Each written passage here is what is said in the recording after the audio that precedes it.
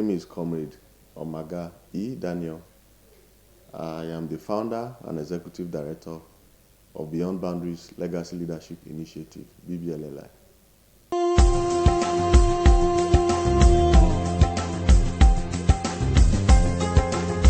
Okay, I would like to respond to your question, firstly by stating my impressions about the youth across the country. By the definition of the new youth policy, which states that the age range of youth is between the ages of 18 to 29. However, according to the African Charter, it is 15 to 35. I wish to also say that I fall in the category of the youth. So looking at youth across the country, I want to say that my impression about the youth is that we are enthusiastic, we are promising, we are energetic, and we are ambitious. And also not forgetting that as youth, we are also very vulnerable in this country. Thank you. I would like to say, without mincing words, that from happenings across the country with regards to the recently concluded party primaries in the APC, in the PDP, the youths are already making impacts. And I would like to make an instance using my own friend, Comrade Usman Okai Austin, who at the age of 38, thereabout, has been able to clinch the People's Democratic Party ticket to represent the good people of Dekin-Abasa Federal Constituency come 2023.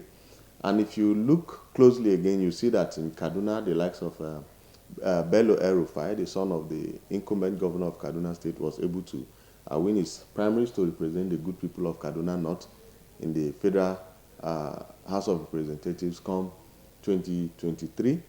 Also in Delta, we have the case of the daughter of the former governor of the state, that's Ibori's daughter. She also picked a ticket to represent the people of Ethiop Federal Constituency. And Okowa's daughter, the incumbent governor of Delta State, the daughter also, Barrister Mary Lynn, she was also elected to represent her people in the state constituency.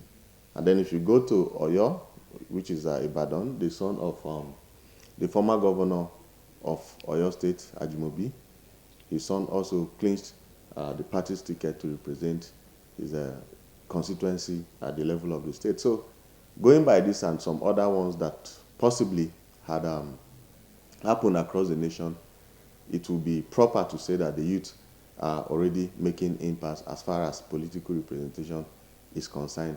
And we hope that by 2023, we'll see more youth in the hollow chambers and at the executive arm of our government.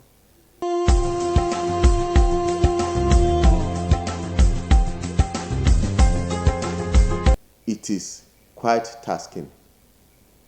I've been actively involved in the processes that led to the emergence of Usman Okai, like I said earlier, in the Dekin-Abasa. And I want to tell you that it is tasking. It is time-consuming. It is money-consuming. And we have to advocate as youth to make sure that our electoral processes are greatly, demonetized. You see cases across the country where delegates are cashing out in millions of naira. And then an average youth who wants to vie for a political office and has not possibly amassed, or accrued wealth over time, might find it difficult.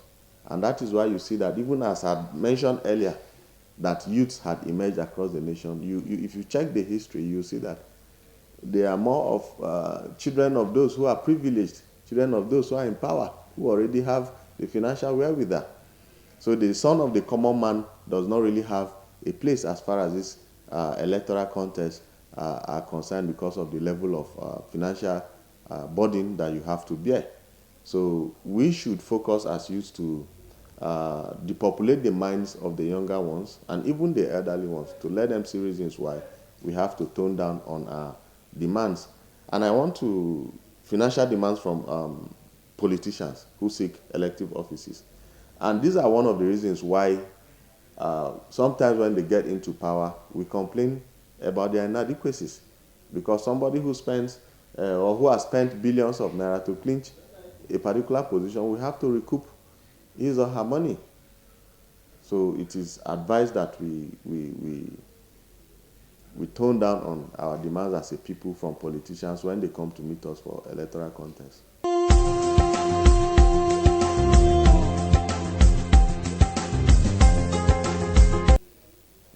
The youths have so many roles to play as far as building our nation is concerned. But particularly, I would like to lay emphasis on three aspects.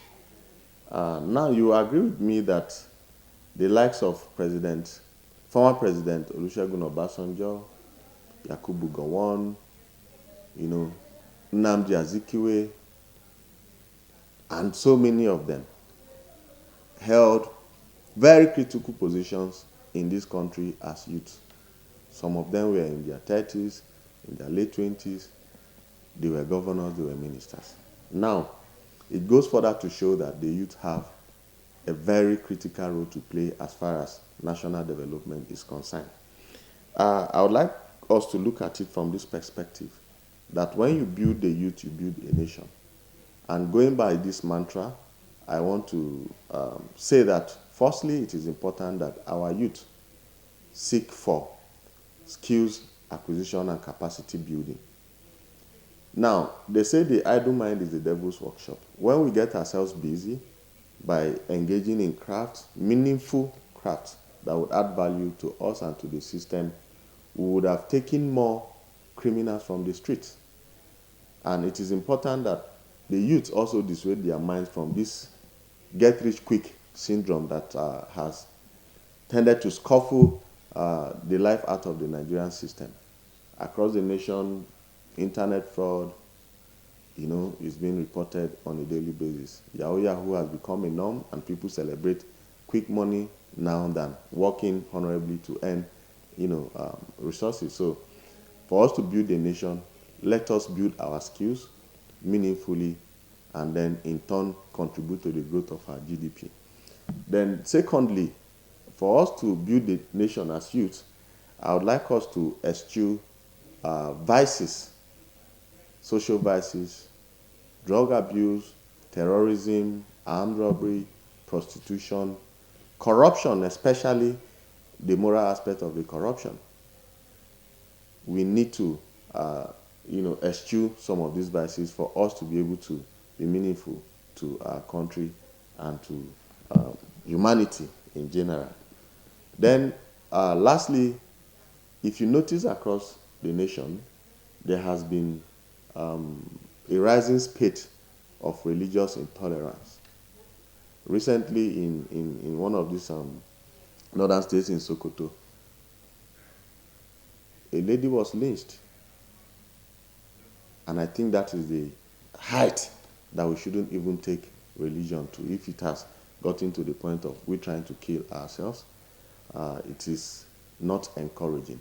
So as youth, we should try as much as possible to look at some repugnant issues and then break some barriers as far as it concerns religion and ethnicity. An Hausa man in Kano, or an Igbo man in Kano rather, should see himself as a Nigerian instead of an Igbo man in Kano. An Hausa man in Anambra should be seen as a Nigerian instead of an Hausa man. So if we imbibe this culture and then we promote peaceful coexistence and tolerance, the nation will grow, because there is no place that can actually develop if we are in crisis. We need peace, we need tolerance to grow as a nation. And most of these people that commit these atrocities are the youth. So if we eschew these vices as youth, it will go a long way in helping us to build a better Nigeria.